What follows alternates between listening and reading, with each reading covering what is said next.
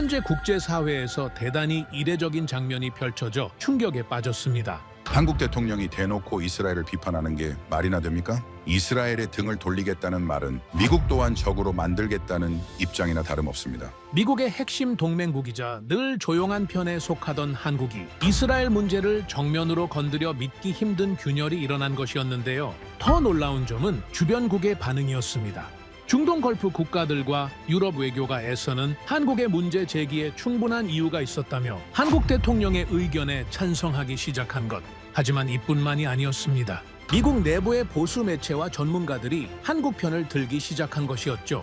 한국은 지금 자국 국익과 도덕성을 동시에 말하고 있습니다. 그 목소리엔 전 세계가 인정할 수밖에 없는 힘이 실려 있습니다. 미국의 보수층마저 과거의 작은 동맹국이라고 보지 않으며 결국 한국을 이해하고 줄을 서게 된 이유, 그 비밀을 지금 바로 낱낱이 공개하겠습니다. 이야기를 시작하기 앞서 사연 속의 제작에 힘이 되는 구독과 좋아요 부탁드립니다. 한국을 응원하신다면 대한민국 화이팅이라고 아래 댓글로 남겨주세요. 저는 워싱턴 DC에서 국제정치 컨설턴트로 일하고 있는 크랙 알버트입니다.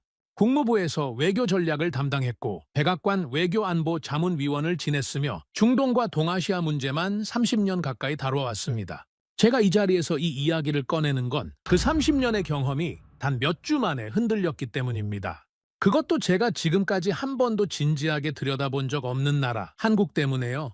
시작은 새벽 5시의 전화 한 통이었습니다. 크랙 지금 당장 뉴스 틀어봐. 한국이 이스라엘을 정면으로 건드렸어. 그것도 미국 보수 방송이 한국 논리를 두둔하는 방향으로 분석하고 있어. 전화를 건 건 국무부 시절부터 함께 일해온 동료 마크였습니다.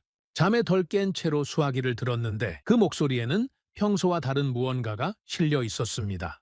마크는 웬만한 일로는 흥분하지 않는 사람입니다.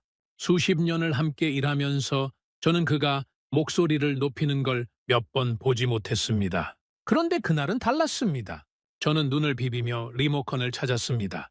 화면에는 분석 패널들이 줄지어 앉아 있었고 자막 아래로 한국 정상의 발언 내용이 흘렀습니다. 팔레스타인 민간인 피해 문제를 두고 한국 정부가 상당히 직접적인 입장을 밝혔다는 내용이었습니다.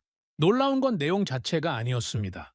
미국 보수 방송의 패널 중 한 명이 한국 측 논리를 충분히 이해할 수 있다는 방향으로 분석하고 있었다는 점이었습니다. 문제는 발언이 아니야. 마크가 다시 말했습니다. 미국 보수층이 한국 논리를 받아들이기 시작했다는 게 문제야.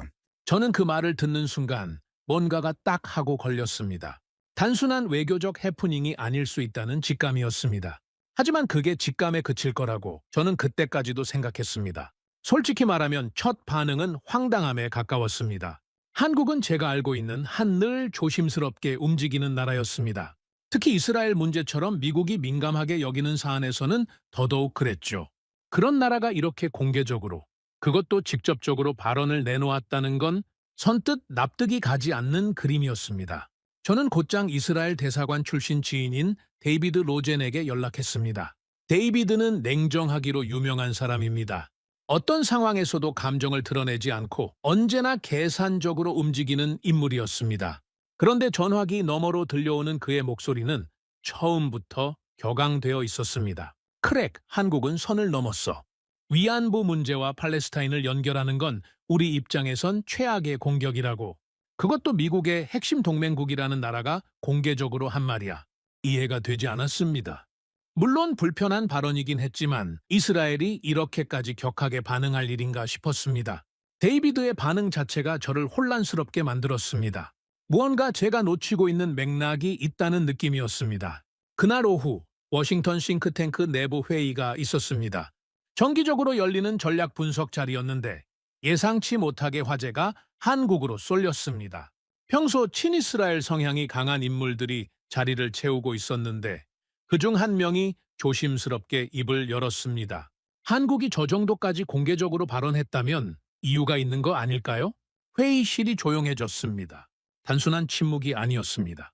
아무도 쉽게 반박하지 못하는 침묵이었습니다. 저는 그 공기가 불편했습니다. 왜냐하면 그 침묵 안에 제가 빠르게 정리하고 싶었던 무언가가 있었기 때문입니다.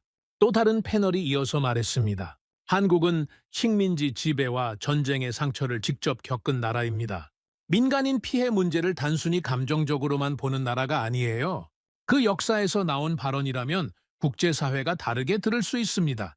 제가 듣기에도 그 말은 틀리지 않았습니다. 그래서 더 불편했습니다. 회의가 끝난 뒤 사무실로 돌아와 책상에 앉았을 때 눈앞에 그날 오전에 받은 중동 안보 보고서가 펼쳐져 있었습니다. 무심코 집어들었는데 첫 페이지에서부터 예상하지 못한 내용이 나왔습니다. 걸프 국가들이 최근 한국산 방공 시스템과 자주포, 레이더 장비를 대규모로 검토하고 있다는 내용이었습니다. 사우디, UAE, 카타르를 포함한 여러 국가들이 미국 무기와의 비교 검토 단계를 넘어 한국 측과 실질적인 계약 논의를 진행 중이라는 현황 분석까지 담겨 있었습니다. 보고서 중간에는 중동 현지 군 고위 관계자의 발언이 인용되어 있었습니다. 미국 무기는 계약만 수년이다. 한국은 1년 안에 갖다 준다. 짧은 문장이었지만 그 안에 담긴 의미가 묵직하게 느껴졌습니다. 보고서 마지막 페이지에는 이런 분석 문장이 있었습니다. 한국은 미국이 빠진 공백을 메우는 새로운 전략 국가로 부상 중이다. 저는 그 문장을 2번, 3번 읽었습니다. 처음에는 과장된 분석이라고 생각하려 했습니다. 하지만 그날 아침부터 이어진 일들이 머릿속에서 하나씩 연결되기 시작했습니다. 마크의 긴급 전화, 보수 방송 패널의 분석, 데이비드의 격앙된 목소리, 회의실의 어색한 침묵, 그리고 지금 손에 들린 이 보고서까지 저는 처음으로 조심스러운 생각을 했습니다. 한국이 단순한 동맹국 이상의 무언가가 되고 있을지도 모른다고요. 그 순간 사무실 문이 열렸습니다. 한국계 미국인 연구원 에밀리 박이었습니다. 저희 싱크탱크에서 동아시아 분석을 맡고 있는 젊은 연구원이었습니다. 그녀는 들어오다가 제 손에 들린 보고서를 잠깐 봤고 제 표정을 읽었는지 멈추더니 조용히 말했습니다. 크랙, 당신은 아직도 한국을 1990년대 나라로 보고 있어요. 저는 아무 대꾸도 하지 못했습니다. 반박할 말이 없어서가 아니었습니다.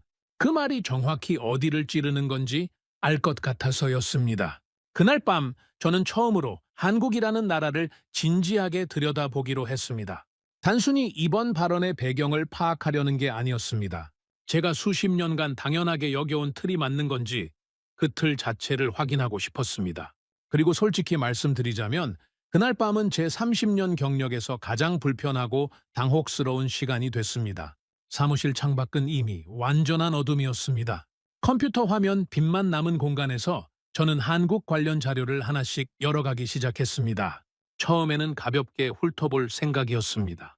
이번 발언의 맥락 정도만 파악하고 일찍 자리에서 일어날 계획이었습니다. 하지만 페이지를 넘길수록 그게 불가능하다는 걸 금방 깨달았습니다. 가장 먼저 확인한 건 경제 규모였습니다. 세계 국내 총생산 순위에서 한국이 차지하는 위치, 제조업 부문의 경쟁 지표, 수출 품목 구성, 수치 하나하나를 따라가면서 저는 자꾸 멈추게 됐습니다. 반도체 시장에서의 점유율은 어떤 나라와도 비교하기 어려운 수준이었고, 세계 조선 시장에서 한국이 차지하는 비중은 단순한 산업 통계를 넘어 전략 자원 수준의 이야기였습니다. 전기차 배터리 공급망에서의 위치, 원전 기술의 수출 현황, 자동차 산업의 글로벌 입지까지 어떻게 이 반도의 작은 나라가 이 많은 전략 산업에서 동시에 세계 상위권을 차지하고 있는 걸까요? 저는 관련 분야에서 30년 가까이 일해왔습니다. 그런데 한국의 산업 구조를 이렇게 구체적으로 들여다본 건 그날 밤이 처음이었습니다. 그 사실 자체가 벌써 부끄러운 일이었습니다. 더 충격으로 다가온 건 미국과의 연결 구조였습니다. 미국의 첨단 무기 체계에 들어가는 반도체 상당 부분이 한국에서 만들어집니다. 미국 해군이 필요로 하는 선박 건조 역량은 한국의 조선 기술과 깊이 맞닿아 있습니다. 전기차 전환을 서두르는 미국 자동차 산업도 한국산 배터리 없이는 일정대로 움직이기 어렵습니다. AI 반도체 공급망에서도 한국의 존재는 대체 불가에 가까웠습니다. 어느 보고서에는 이런 문장이 있었습니다. 미국은 중국을 기술로 견제하려 하지만 그 기술의 핵심 부품을 한국 없이 안정적으로 조달할 능력이 현재로서는 충분하지 않다. 저는 한동안 그 문장에서 눈을 떼지 못했습니다. 다음 날 아침 저는 에밀리를 따로 불렀습니다. 전날 밤 자료를 보면서 생긴 질문들이 너무 많았고 그걸 정리해 줄 수 있는 사람이 필요했습니다. 그녀는 제 사무실에 들어오면서도 딱히 긴장한 기색이 없었습니다. 오히려 제가 더 불편했습니다. 저는 최대한 담담하게 운을 뗐습니다. 한국은 경제가 강하다는 건 이제 알겠어. 그런데 결국 안보 면에서는 미국에 기댈 수밖에 없는 구조 아닌가? 그건 제가 오랫동안 당연하게 여겨온 전제였습니다. 에밀리는 저를 잠깐 바라봤습니다. 그리고 피식 웃었습니다. 차갑지는 않았지만 명확한 웃음이었습니다. 그건 15년 전 이야기예요. 그녀는 바로 설명을 이어갔습니다. 한국의 방위 산업이 단순 부품 조립 수준을 넘어 독자적인 전투 체계를 갖춰가고 있다는 것, 자체 개발한 전투기와 자주포와 잠수함이 이미 실전 배치 수준에 도달해 있다는 것, 걸프 국가들이 미국 무기 대신 한국 무기를 선택하는 이유가 단순히 가격 때문만이 아니라 납기와 유연한 대응 능력 때문이라는 것, 그리고 솔직히 말씀드리면 지금은 미국도 한국 없이는 군함도 첨단 무기도 AI 반도체도 제대로 못 만들어요. 그게 현실이에요. 저는 그 말에 자존심이 흔들리는 걸 느꼈습니다. 하지만 더 정확하게 표현하면 자존심보다는 현실 앞에 당혹감이 더 컸습니다. 왜냐하면 그 말이 틀리지 않았으니까요. 에밀리와의 대화가 끝난 뒤 저는 중동 방산 계약 현황 보고서를 다시 꺼냈습니다. 사우디, UAE, 카타르를 포함한 걸프 국가들이 한국산 방공 시스템을 구체적으로 검토하고 있다는 내용이 실제 수치와 함께 담겨 있었습니다. 미국 무기 공급 일정이 지연되는 사례들도 나열되어 있었고 그 빈자리를 한국이 빠르게 채워가고 있다는 분석이 뒤를 이었습니다. 한 중동 고위군 관계자의 발언이 인용되어 있었습니다. 미국 무기는 요구사항을 반영해 줄 때까지 너무 오래 걸린다. 한국은 현장 요구를 빠르게 수용하고 실제로 가져다 준다. 단순한 불평이 아니었습니다. 실제 계약 결정을 바꾸는 이유였습니다. 이 흐름이 계속된다면 미국이 수십 년간 공들여온 중동 방산 시장의 주도권이 서서히 흔들릴 수 있다는 생각이 들었습니다. 그 빈자리를 한국이 채워가고 있다는 생각과 함께요. 저는 그날 처음으로 한국의 역사적 배경을 깊이 들여다봤습니다. 에밀리가 잠깐 언급했던 위안부 문제와 식민지 경험이 왜 한국의 외교 발언에 그렇게 무게를 싣는지 이해하고 싶었습니다. 한국이 일본의 식민 지배를 겪었다는 사실, 한국 전쟁이 있었다는 사실은 알고 있었습니다. 하지만 그 역사가 한국인들의 국제 관계, 시각에 얼마나 깊이 뿌리내려져 있는지는 솔직히 전혀 생각해 본 적이 없었습니다.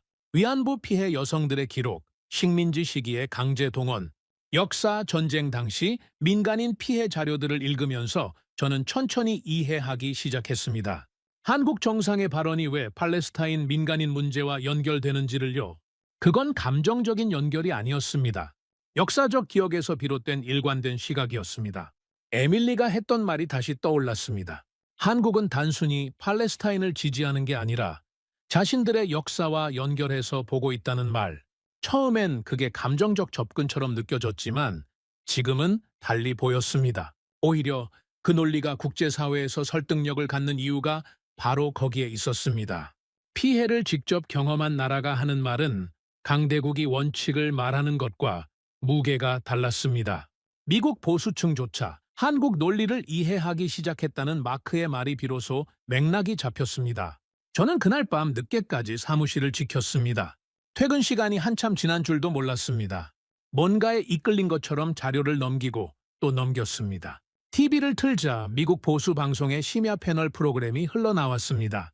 한국을 주제로 논의가 이어지고 있었는데 한 패널의 말에 저는 리모컨을 내려놨습니다. 한국은 더 이상 미국 말을 무조건 따르는 나라가 아닙니다. 세계 10위권 경제 대국이고 미국 핵심 산업이 실질적으로 기대고 있는 나라입니다. 우리는 아직도 한국을 너무 과소평가하고 있어요. TV 소리가 텅 빈 사무실을 채우는 동안 저는 창밖의 워싱턴 야경을 바라봤습니다. 가로등 불빛들이 길게 뻗어 있었고 그 빛들 사이로 이상한 생각 하나가 흘렀습니다. 저는 30년 동안 세계 질서를 다뤄왔습니다. 미국이 어떻게 동맹을 관리하는지, 어떻게 영향력을 유지하는지를 몸으로 익혀온 사람입니다. 그런데 그 30년 동안 저는 한국을 단 한 번도 제대로 본 적이 없었습니다. 설마 우리가 한국을 잃고 있는 건가? 혼잣말은 사무실 벽 어딘가로 사라졌지만 그 질문은 사라지지 않았습니다. 오히려 그날 밤을 기점으로 그 질문은 제 안에서 점점 더 커져가기 시작했습니다. 그 질문이 제 안에 자리 잡은 뒤 저는 가만히 있을 수 없었습니다. 30년 동안 외교 전략가로 살아온 사람에게 불확실성이란 용납되지 않는 것입니다. 모르면 확인하고 확인이 안 되면 직접 움직이는 것. 그게 제가 이 일을 해온 방식이었습니다. 그래서 저는 제 인맥망을 가동하기로 했습니다. 한국이 정말로 제가 눈치챈 것만큼 크게 달라진 나라인지 아니면 제가 며칠 동안 지나치게 예민해진 건지를 확인하고 싶었습니다. 가장 먼저 움직인 건 걸프 지역 방산 담당자들과의 비공개 화상회의였습니다. 사우디, UAE, 카타르 측과 각각 접촉해 비공식 채널로 미팅을 잡았습니다. 표면적인 목적은 미국산 방공체계 패키지를 다시 논의해보는 자리였습니다. 몇 가지 계약이 지지부진하게 흘러가고 있었고 저는 그 흐름을 바로잡고 싶었습니다. 그리고 솔직히 말하면 한국에 대한 제 불안감을 직접 확인해보고 싶은 마음도 있었습니다. 화상 화면에 나타난 UAE 군 관계자의 표정은 처음부터 사무적이었습니다. 저는 최근 미국 측이 준비한 방어체계 업그레이드 패키지를 설명하기 시작했습니다. 성능 지표, 납기 일정, 지원 조건까지 꼼꼼하게 준비한 자료였습니다. 하지만 그는 자료 화면을 보는 동안 별다른 반응을 보이지 않았습니다. 그러다 그가 먼저 말을 꺼냈습니다. 크랙, 우리는 지금 한국 측 제안도 함께 검토하고 있습니다. 솔직히 말하면 미국 측보다 한국 쪽이 더 구체적으로 움직이고 있어요. 저는 속으로 숨을 삼켰습니다. 미국은 회의만 길고 실제 인도까지 너무 오래 걸립니다. 우리는 빠른 결정이 필요해요. 한국은 빠르고 약속을 지키고 성능까지 예상보다 낮습니다. 정치적인 조건도 미국보다 훨씬 적고요. 그 말의 끝에 무거운 침묵이 흘렀습니다. 정치적인 조건이 적다는 말. 그 문장은 단순한 칭찬이 아니었습니다. 미국이 무기를 팔 때 함께 따라오는 수많은 전제 조건들, 인권 문제나 민주주의 관련 압박, 의회 승인 절차 등을 우회할 수 있다는 뜻이었습니다. 그리고 그 자리에서 저는 처음으로 피부로 느꼈습니다. 한국이 중동에서 미국의 자리를 실질적으로 잠식하고 있다는 걸요. 화상회의가 끝난 뒤 저는 잠시 화면 꺼진 모니터를 바라봤습니다. 미국 무기는 절차를 밟고 있다는 생각이 다시 떠올랐습니다. 우리는 최고의 무기를 갖고 있다고 자부했지만 실제 구매자들이 원하는 건 절차가 아니라 결과였습니다. 그리고 결과를 빠르게 가져다주는 쪽이 한국이라면 시장의 선택은 명확했습니다. 며칠 후 저는 다시 데이비드 로젠을 만났습니다. 그는 이번에도 신경질적인 상태였습니다. 지난번보다 더 지쳐 보였고 눈밑이 어두웠습니다.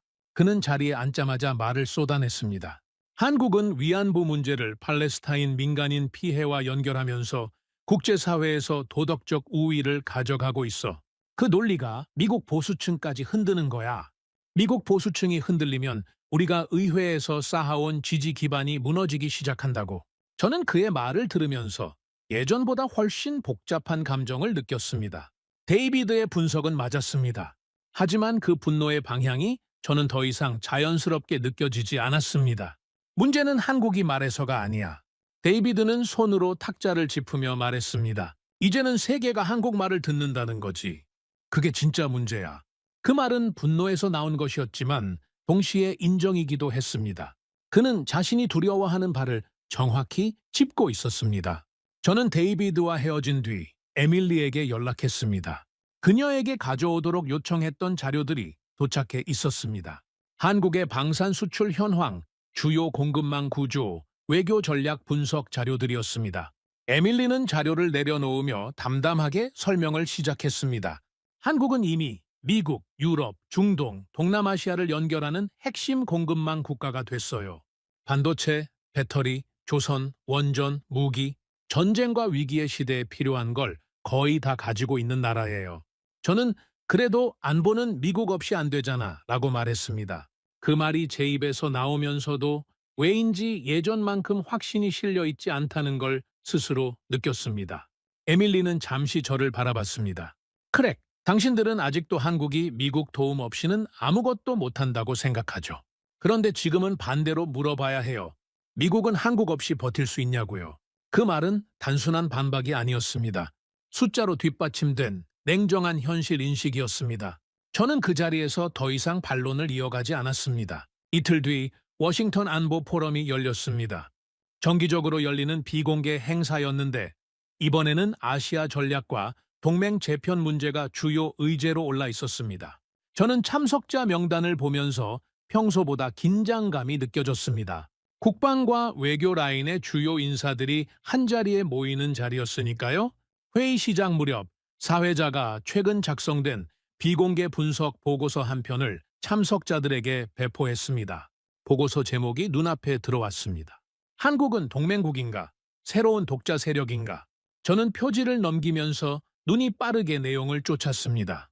보고서는 한국이 미국 동맹 체제 안에 있으면서도 독자적인 노선을 구축하고 있다는 분석으로 시작했습니다. 반도체, 조선, 방산, 에너지 등 전략, 자산 분야에서 한국의 독자 교섭력이 빠르게 커지고 있다는 현황이 구체적인 수치와 함께 정리되어 있었습니다. 그리고 마지막 페이지에 이런 문장이 있었습니다. 한국은 다음 시대의 핵심 스윙 스테이트가 될 가능성이 높다. 스윙 스테이트. 그 단어는 선거에서 어느 쪽으로도 기울 수 있는 결정적 줄을 가리키는 말입니다. 한국을 그 자리에 놓는다는 건 한국이 미국과 중국 사이에서 혹은 서방과 비서방 사이에서 균형을 잡으며 스스로 선택할 수 있는 나라가 됐다는 의미였습니다. 저는 그 문장을 읽으면서 숨이 막히는 느낌이 들었습니다. 회의장 분위기도 이전과 달랐습니다. 일부 강경파들은 여전히 한국을 압박해야 한다는 입장을 고수했지만 다른 한편에서는 지금 방식으로는 한국을 붙잡기 어렵다는 말이 조심스럽게 나오기 시작했습니다. 미국이 한국을 잃으면 아시아 질서 자체가 흔들릴 수 있다는 생각이 처음으로 머릿속을 강하게 때렸습니다. 그건 가능성의 문제가 아니라 이미 시작된 변화의 문제처럼 느껴졌습니다. 포럼이 끝난 뒤 저는 주차장을 걸어가면서 한동안 차 문을 열지 못했습니다. 핸드폰에는 오늘 받은 자료들, 화상회의 메모, 보고서 촬영 사진들이 가득했습니다. 제가 처음 이 조사를 시작했을 때만 해도 한국이 단순히 과장된 행동을 한 것이라는 결론이 나올 거라 생각했습니다. 그런데 하나씩 확인할수록 반대 방향으로 흘러가고 있었습니다. 그때 핸드폰 화면이 켜지면서 데이비드의 문자가 들어왔습니다. 크랙, 지금 이스라엘은 한국을 단순한 동맹국이 아니라 위협으로 보기 시작했어. 저는 차 안에 그대로 앉아 한참 동안 움직이지 못했습니다. 이스라엘이 한국을 위협으로 본다. 그 말이 의미하는 바는 명확했습니다.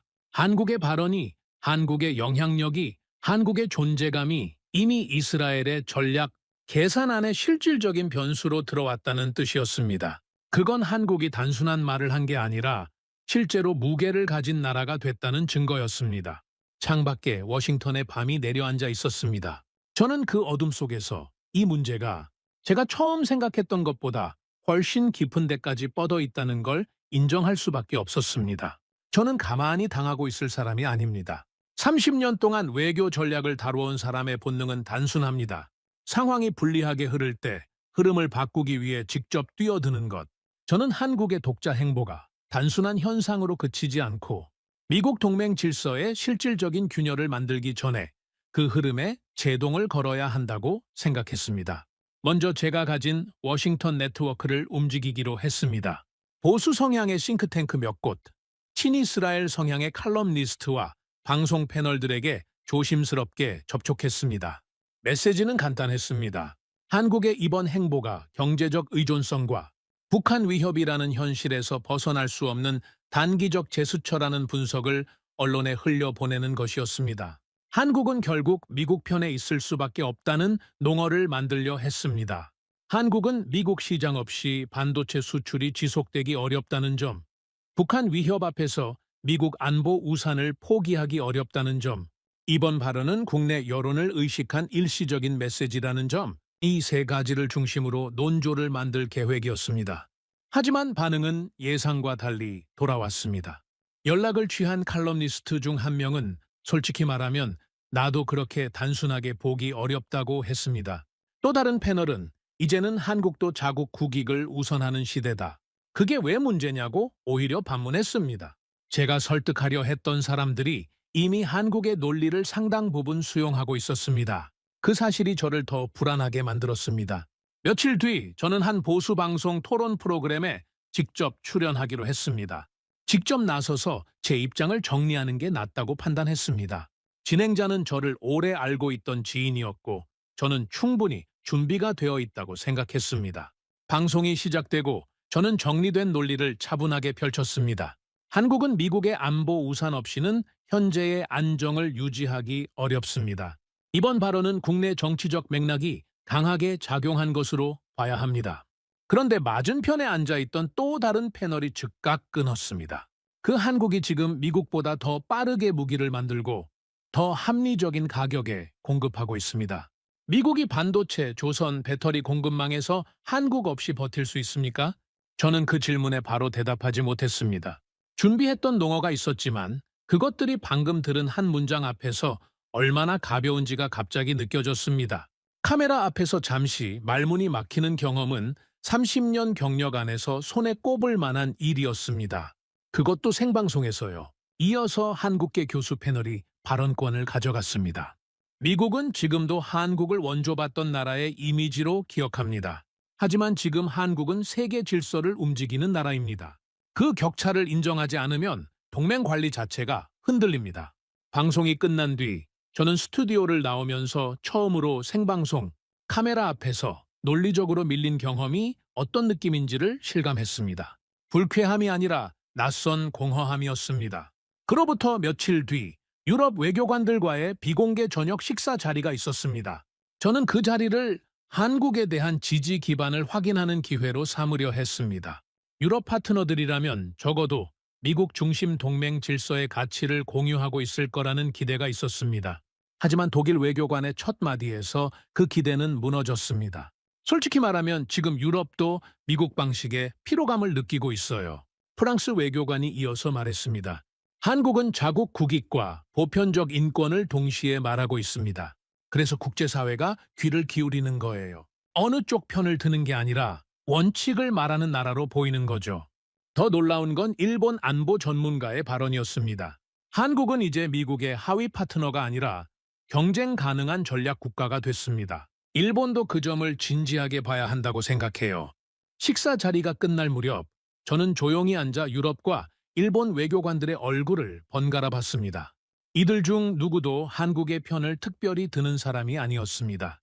각자의 국익과 전략적 시각에서 발언하고 있었는데 그 결론이 모두 같은 방향을 가리키고 있었습니다. 제가 믿어온 미국 중심 동맹 질서가 저도 모르는 사이에 실질적으로 흔들리고 있었습니다. 싱크탱크로 돌아오니 동료 몇몇이 복도에서 저를 기다리고 있었습니다. 그들의 표정에는 걱정보다 비아냥에 가까운 무언가가 섞여 있었습니다. 크랙, 요즘 한국 편 드는 것 같다는 말이 돌고 있어. 저는 대꾸하지 않았습니다. 반박하기 싫었던 게 아니라 그 말이 정확하게 무엇을 지적하는 건지 저도 명확하지 않았기 때문입니다. 그날 밤 저는 다시 데이비드를 찾아갔습니다. 그는 며칠 사이에 눈에 띄게 수척해져 있었습니다. 목소리에서도 예전의 날카로움이 사라져 있었습니다. 그는 제 자리를 권하면서 낮은 목소리로 말했습니다. 처음엔 쉽게 압박할 수 있을 거라고 생각했어. 한국 하나쯤은 흔들 수 있다고. 근데 이제는 미국 보수층도 유럽도 중동도 다들 한국 논리를 이해하기 시작했어. 역사와 산업과 경제와 군사력을 모두 갖추고 있으니까 더 위험한 거야. 그는 잠시 멈췄다가 씁쓸하게 말을 이었습니다. 우리는 한국을 너무 늦게 봤어. 그 말은 분노가 아니었습니다. 체념이었습니다. 오랫동안 저를 불편하게 만든 말들 중에서 그날 밤 데이비드의 이 한마디가 가장 오래 귓가에 남았습니다. 그날 밤 저는 홀로 사무실에 남아 한국 관련 자료들을 다시 펼쳤습니다. 정리가 아니라 무언가를 확인하고 싶은 마음이었습니다. 그러다 오래된 국방 분석 보고서 하나가 눈에 들어왔습니다. 색이 바랬고 제가 직접 열어본 기억이 없는 파일이었습니다. 클릭해서 열었는데 날짜를 보니 8년 전 작성된 문서였습니다. 마지막 페이지를 넘겼을 때 이런 문장이 있었습니다. 향후 10년 안에 한국은 미국의 가장 중요한 동맹국인 동시에 가장 위험한 경쟁 동맹이 될 가능성이 있다. 저는 의자에 등을 기댔습니다. 8년 전에 이미 이 경고가 있었습니다. 누군가는 이미 알고 있었습니다. 그런데 우리는 그것을 읽고도 한국을 그대로 과소평가하며 살아왔던 것입니다. 허탈한 웃음이 나왔습니다. 웃음이라기보다는 한숨에 가까운 소리였습니다. 창밖의 워싱턴 야경이 조용했습니다. 깔끔하게 정돈된 그 거리는 늘 변함없이 자리를 지키고 있었지만 그 밤에 저는 그 안정감이 더 이상 자연스럽게 느껴지지 않았습니다. 뭔가가 바뀌고 있었습니다. 그리고 그 변화의 중심에 한국이 있었습니다. 데이비드의 체념 어린 말이 며칠이 지나도 머릿속을 떠나지 않았습니다. 우리는 한국을 너무 늦게 봤다. 그 문장은 단순한 패배 선언이 아니었습니다. 무언가 더 큰 것을 놓쳤다는 자각이었습니다.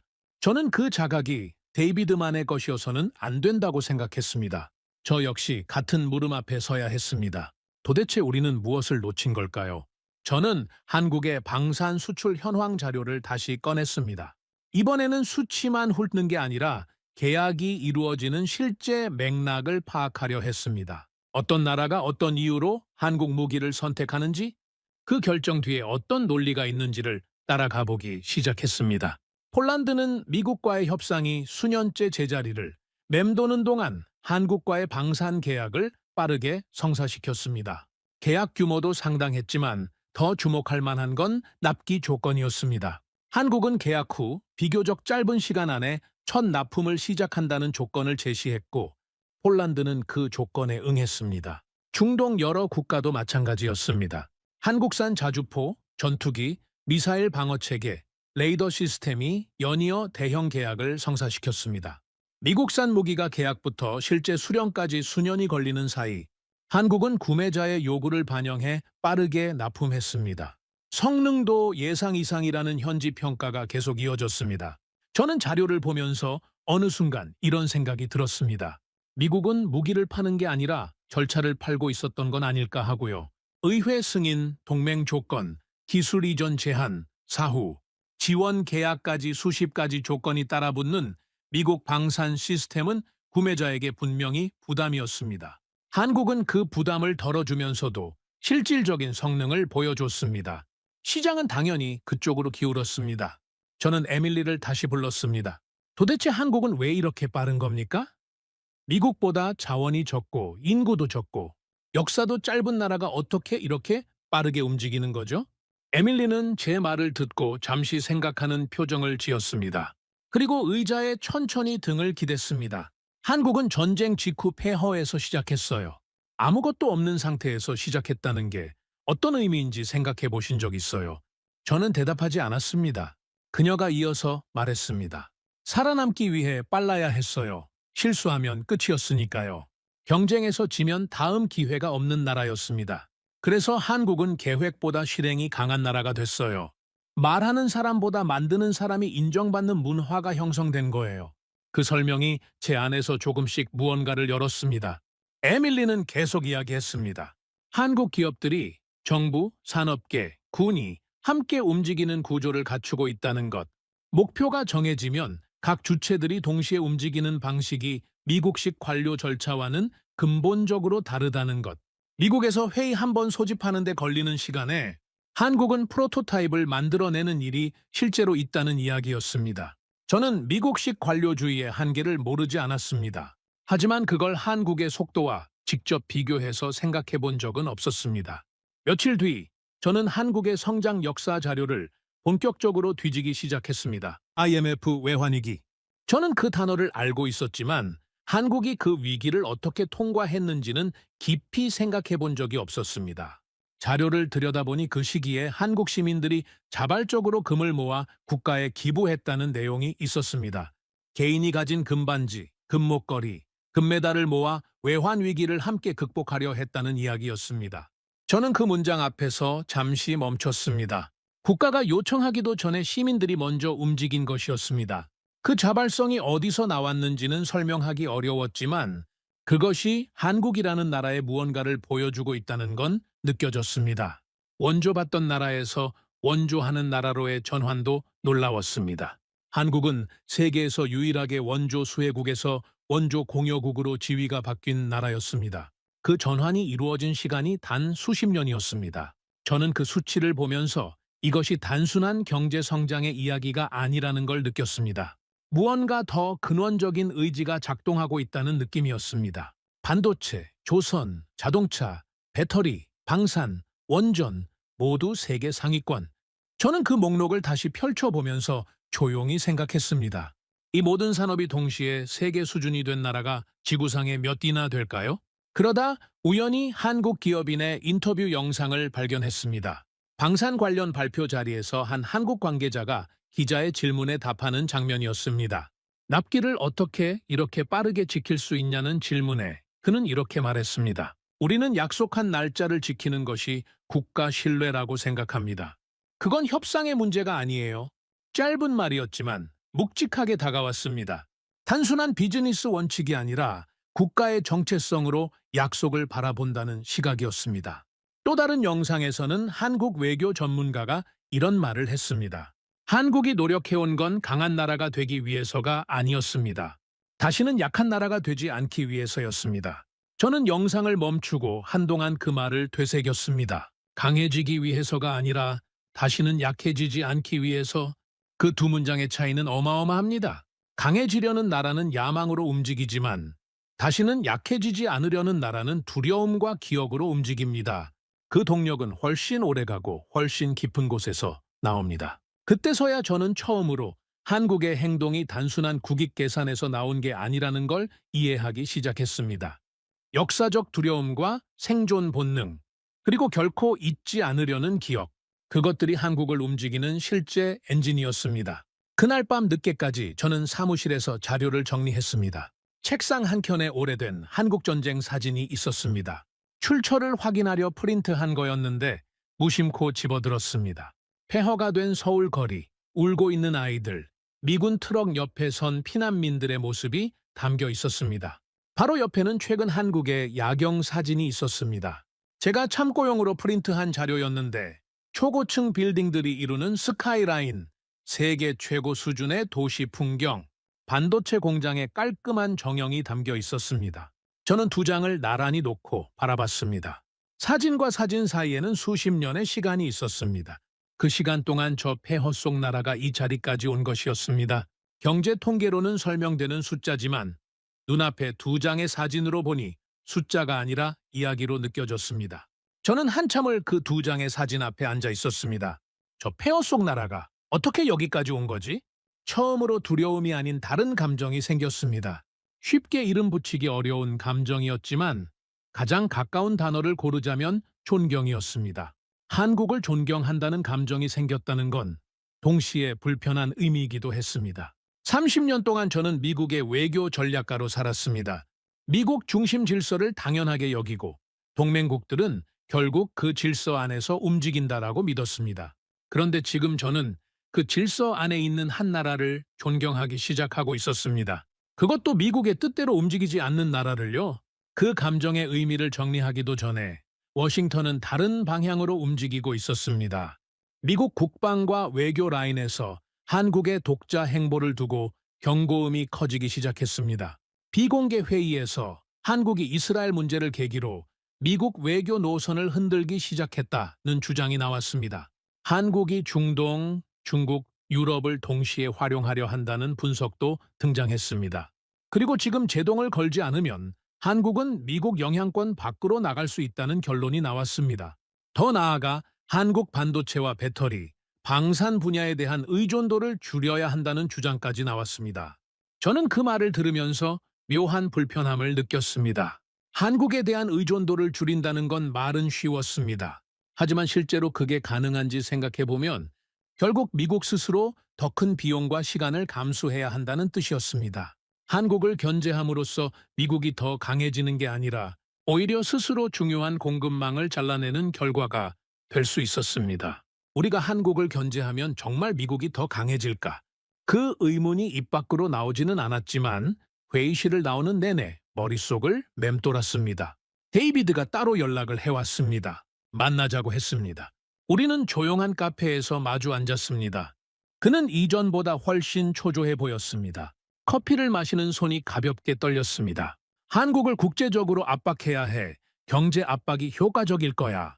한국은 수출 의존도가 높으니까 흔들 수 있어. 특히 방산과 반도체 분야. 저는 그의 말을 들으면서 처음으로 강하게 반발하고 싶어졌습니다. 데이비드, 그건 20년 전 방식이야. 제 목소리가 평소보다 단단했습니다. 지금 한국은 그런 압박에 쉽게 무너지지 않아. 오히려 한국이 공급망에서 빠져나가면 우리가 더 힘들어질 수 있다고. 데이비드는 충격받은 표정으로 저를 바라봤습니다. 그가 아마도 기대했던 반응이 아니었을 겁니다. 우리 사이에 어색한 침묵이 흘렀습니다. 그 침묵은 단순한 의견 차이가 아니라 우리가 지금 같은 방향을 보고 있지 않다는 걸 서로 확인하는 시간이었습니다. 그날 이후 저는 에밀리를 다시 찾았습니다. 이번에는 전략 분석이 아닌 좀 더 근원적인 질문을 하고 싶었습니다. 저는 그녀에게 솔직하게 물었습니다. 한국은 왜 그렇게까지 독립성을 원하는 겁니까? 동맹 안에서도 충분히 성장할 수 있는데 에밀리는 한참 창밖을 바라보다가 조용히 말했습니다. 한국은 너무 오랫동안 강대국들 사이에서 휘둘려 왔어요. 일본, 미국, 중국, 러시아 언제나 누군가의 선택을 강요받았습니다. 냉전 시대에도 그 이후에도 한국이 원하는 게 뭔지 묻는 나라는 없었어요. 그녀는 잠시 멈췄다가 이어서 말했습니다. 지금 한국은 처음으로 자기 목소리를 낼 힘이 생긴 거예요. 미국을 배신하는 게 아니라 더 이상 누구에게도 끌려가지 않겠다는 거죠. 그게 왜 잘못된 건지 저는 모르겠어요. 저는 그 말 앞에서 한동안 아무것도 말하지 못했습니다. 그건 단순한 분석이 아니었습니다. 에밀리는 한국계 미국인으로서 자신의 뿌리에 담긴 역사를 말하고 있었습니다. 그 말이 가진 무게가 달랐습니다. 저는 처음으로 한국의 행동을 다른 시각으로 바라보기 시작했습니다. 배신이 아니라 독립, 이탈이 아니라 자기 결정. 그 전환이 제 안에서 천천히, 그러나 분명하게 일어나고 있었습니다. 하지만 워싱턴은 그런 저를 기다려주지 않았습니다. 복도에서, 회의 전후에, 그리고 동료들 사이에서 저에 대한 시선이 달라지고 있다는 걸 느꼈습니다.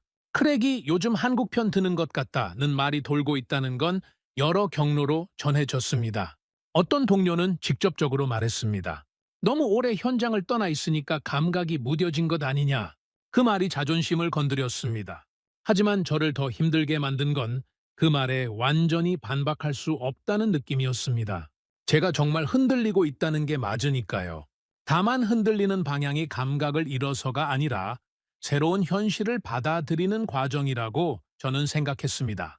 그 차이를 설명하는 게 쉽지 않았습니다. 그날 밤 저는 혼자 사무실 근처 조용한 술집에 앉았습니다.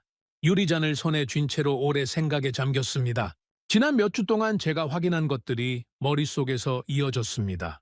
걸프 국가들의 한국 방산 선택, 유럽 외교관들의 한국 평가, 에밀리 박의 말들, 데이비드의 체념, 그리고 두 장의 사진. 우리는 한국을 잃고 있는 걸까? 아니면 한국이 원래 있어야 할 자리를 찾아가는 걸까? 중얼거림은 소리 없이 흘렀습니다. 그날 밤 늦게 사무실로 돌아온 저는 책상 서랍에서 한국 대통령의 발언 전문을 다시 꺼냈습니다. 처음 사건이 터졌던 날 마크에게 받은 번역 자료였습니다. 대한민국의 국익과 보편적 인권을 위해 할 수 있는 일을 더 열심히 찾아야만 한다. 처음 이 문장을 읽었을 때 저는 정치적 수사라고 생각했습니다. 국내 여론을 의식한 선언이라고 봤습니다. 그런데 지금 다시 읽으니 다르게 들렸습니다. 국익과 보편적 인권을 동시에 말하는 나라. 자국의 이익을 챙기면서도 세계가 외면하지 말아야 할 인권의 문제를 함께 언급하는 나라. 그건 강대국의 언어였습니다. 단순히 경제력이 있다는 의미가 아니라 세계 앞에서 자신의 입장을 정직하게 말할 수 있는 나라라는 의미에서요. 저는 창밖의 워싱턴 야경을 천천히 바라봤습니다. 한국은 미국을 버리려는 게 아니었다. 조용히 중얼거렸습니다. 그들은 처음으로 스스로를 지키려는 거였다. 그 문장이 입에서 나오는 순간 무언가가 정리되는 느낌이 들었습니다. 완전한 정리는 아니었습니다. 여전히 불편하고 여전히 복잡했습니다. 하지만 적어도 그날 밤 저는 한국이 무엇을 원하는지만큼은 이해했습니다. 그리고 그 이해가 제가 다음에 해야 할 일을 조용히 가리키고 있었습니다. 이해한다는 것과 인정한다는 것은 다릅니다. 저는 한국이 무엇을 원하는지를 이해하기 시작했습니다. 하지만 그 이해를 공개적으로 인정하는 일은 아직 다른 차원의 문제였습니다. 워싱턴이라는 공간 안에서 미국 외교 전략가로 살아온 제 정체성 안에서 그것은 쉬운 일이 아니었습니다. 저는 아직 그 사이 어딘가에 서 있었습니다. 그 균형이 무너진 건 워싱턴에서 열린 비공개 국제안보 포럼 자리였습니다. 주제는 중동 에너지 위기와 동맹 재편이었습니다. 미국, 이스라엘, 유럽, 그리고 아시아 각국에서 전문가들이 모여들었습니다.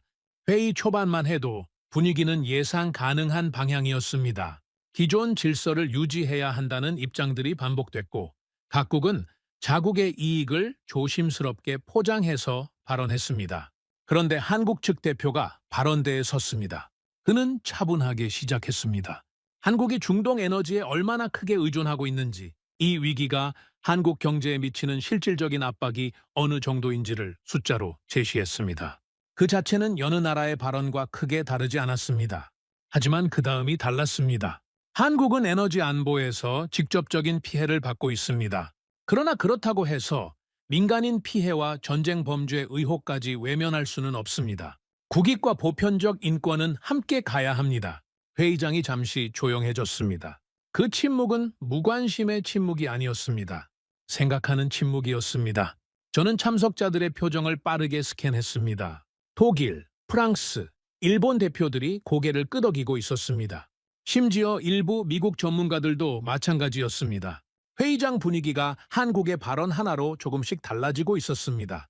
저는 그 장면을 눈앞에서 보면서 처음으로 분명하게 깨달았습니다. 한국의 말이 국제회의 분위기를 바꾸고 있었습니다. 그건 외교적 화술이 뛰어나서가 아니었습니다. 그 말 뒤에 역사가 있었고 산업이 있었고 실제로 감수해야 하는 손해가 있었기 때문입니다. 비용을 치르면서도 원칙을 말하는 나라의 발언은 무게가 달랐습니다. 회의가 끝난 뒤 데이비드가 격앙된 표정으로 제 쪽으로 걸어왔습니다. 왜 아무도 우리 편을 들지 않는 거야? 몇 년 전만 해도 한국 같은 나라는 절대 이런 말을 공개 석상에서 못했어. 미국도 유럽도 다 우리 편이었다고. 저는 그의 말을 들으면서 예전이라면 당연히 동의했을 자신을 떠올렸습니다. 하지만 지금은 달랐습니다. 저는 조용히 그러나 분명하게 말했습니다. 문제는 한국이 강해졌다는 거야, 데이비드. 경제도, 군사도, 공급망도, 역사도 이제는 아무도 한국말을 무시할 수 없어. 데이비드는 아무 말도 하지 못했습니다. 그는 잠시 저를 바라보다가 아무 대꾸 없이 자리를 떴습니다. 저는 그 뒷모습을 보면서 이것이 단순한 의견 충돌이 아니라는 걸 느꼈습니다. 이스라엘이 가장 두려워하는 건 한국의 비판이 아니었습니다. 한국의 비판이 세계에서 설득력을 얻고 있다는 사실이었습니다. 그리고 그 설득력은 한국이 가진 역사적 정체성에서 나오고 있었습니다. 그날 밤 집에서 뉴스를 켜자 미국 보수 방송의 재방송이 흘러나왔습니다. 패널 한 명이 말하고 있었습니다.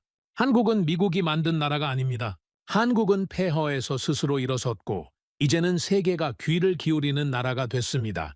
우리가 한국을 존중하지 않으면 결국 한국은 우리를 필요로 하지 않게 될 겁니다. 저는 리모컨을 내려놓고 깊은 침묵에 빠졌습니다. 미국 보수 진영 안에서도 한국을 하나의 독립된 강대국으로 인정하기 시작했다는 사실이 눈앞에서 확인됐습니다. 그건 더 이상 에밀리 같은 한국계 연구원의 주장이 아니었습니다. 미국 주류 방송에서 나오는 말이었습니다. 저는 늦은 밤 사무실로 돌아가 한국 관련 메모들을 모두 펼쳤습니다.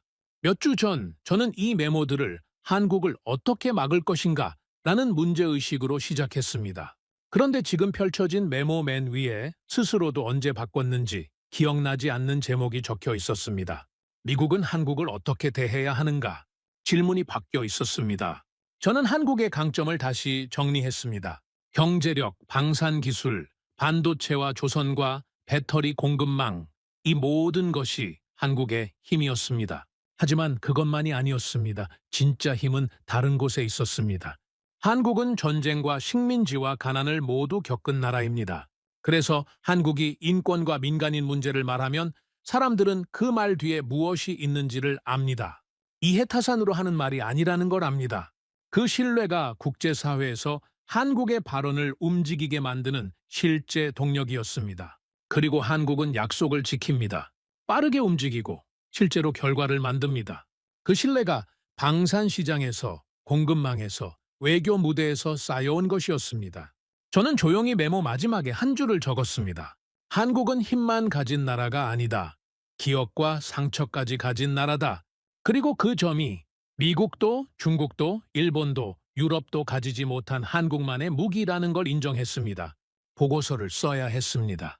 지난 몇 주 동안 제가 확인하고 느끼고 정리한 모든 것을 글로 옮겨야 했습니다. 그것이 외교 전략가로서 제가 해야 할 일이었습니다. 감정이나 충격을 적는 게 아니라 현실을 있는 그대로 분석해서 워싱턴이 나아갈 방향을 제시하는 것. 저는 제목을 잡으면서 오래 생각했습니다. 결국 이렇게 적었습니다. 한국 더 이상 관리 대상이 아닌 전략적 중심국. 보고서는 길지 않았습니다. 하지만 담긴 내용은 무거웠습니다. 한국이 미국 동맹 체제 안에 있으면서도 독자적인 전략 노선을 구축하고 있다는 현황, 방산과 공급망에서 미국이 한국에 실질적으로 의존하고 있는 구조, 그리고 한국의 역사적 정체성이 국제사회에서 도덕적 설득력으로 작동하고 있다는 분석, 이 모든 내용이 담겼습니다. 마지막 부분에 저는 세 문장을 적었습니다. 한국은 더 이상 미국의 동맹국이라는 틀 안에서만 볼 수 없는 국가다. 한국은 앞으로 국제 질서의 방향을 결정할 수 있는 핵심 국가가 될 가능성이 높다. 미국은 한국을 통제하려 해서는 안 된다. 오히려 한국과 어떻게 공존할지를 고민해야 한다. 보고서를 완성한 뒤 제출했습니다. 그리고 예상대로 반응은 엇갈렸습니다. 일부 강경파는 즉각 반발했습니다. 크랙이 한국에 너무 우호적이 됐다는 말이 다시 돌았습니다. 보고서의 논조가 미국 중심 전략에서 벗어났다는 비판도 나왔습니다. 저는 그 반응들을 예상하고 있었기 때문에 크게 흔들리지 않았습니다. 예상하지 못했던 건 젊은 외교관들과 군 인사들의 반응이었습니다. 그들 사이에서 보고서가 빠르게 공유됐습니다. 특히 한국을 통제 대상으로 보면 미국이 더 큰 전략적 실수를 하게 된다는 부분이 주목받았습니다. 젊은 장교 한 명이 제게 직접 메시지를 보내왔습니다. 솔직히 말씀드리면 한국은 저희가 배우고 연구해야 할 나라가 됐습니다. 이 보고서가 그 이야기를 처음으로 공식적으로 한 것 같습니다. 또 다른 젊은 외교관은 이렇게 말했습니다. 미국이 한국을 잃는 순간 아시아 질서도 같이 흔들립니다. 이건 단순한 동맹 관리의 문제가 아닙니다. 저는 그 메시지들을 읽으면서 처음으로 제 생각이 혼자가 아니라는 걸 실감했습니다. 세대가 바뀌고 있었습니다. 한국을 원조받던 나라의 이미지로 기억하는 세대가 아니라 한국을 반도체와 배터리와 민주주의 경험까지 갖춘 드문 나라로 보는 세대가 워싱턴 안에서도 자라고 있었습니다. 워싱턴을 떠나기 전날 저는 데이비드를 마지막으로 만났습니다. 그는 출국 준비 중이었습니다. 짐을 싸야 한다며 시간이 없다고 했지만 그래도 잠깐 앉아서 커피 한 잔을 마셨습니다. 두 사람 사이에는 이전과 다른 공기가 흘렀습니다. 날카로움이 빠진 자리에는 말하기 어려운 무언가가 채워져 있었습니다. 데이비드가 먼저 입을 열었습니다. 나는 아직도 한국이 너무 위험하다고 생각해. 그 입장은 바뀌지 않았어. 저는 잠시 커피잔을 내려놓고 그를 바라봤습니다. 그리고 천천히 말했습니다. 데이비드, 한국은 위험한 게 아니야. 우리가 한국을 이해하지 못한 채 너무 오래 과거의 틀 속에 가두어 두려 했던 거지. 한국은 더 이상 누군가의 말만 듣는 나라가 아니야. 데이비드는 잠시 침묵했습니다. 창밖 어딘가를 바라보다가 낮은 목소리로 말했습니다. 어쩌면 그래서 더 강한 건지도 모르겠군. 그것이 우리가 나눈 마지막 말이었습니다. 우리는 악수를 나누고 헤어졌습니다.